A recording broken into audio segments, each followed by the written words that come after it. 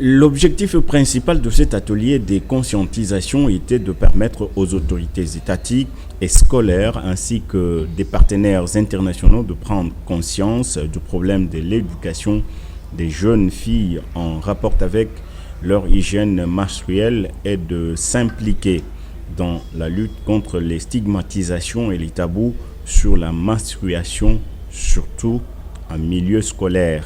Et la plupart des stigmatisations qui sont faites sur les femmes et les jeunes filles viennent des hommes.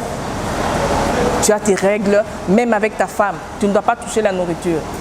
Mais pourtant, il y a des femmes qui ont des règles, mais qui font la nourriture et que les hommes mangent. Alors pourquoi traiter ces femmes d'impures?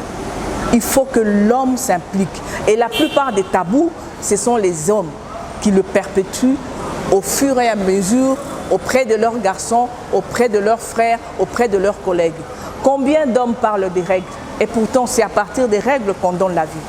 Une initiative saluée à sa juste valeur par la représentante de l'ambassadeur de Suède en République démocratique du Congo.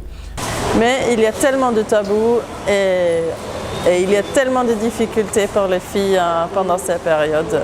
Donc là, vraiment, je félicite ce programme de travailler avec ceux-là qui va donner, promouvoir l'égalité des sexes et l'autonomisation des filles au niveau scolaire et partout dans la société. Cette séance d'information a permis aux filles comme aux garçons de comprendre que pendant cette période de menstruation, la jeune fille ne doit pas s'absenter de l'école ou être stigmatisée et marginalisée par ses collègues à cause de son état.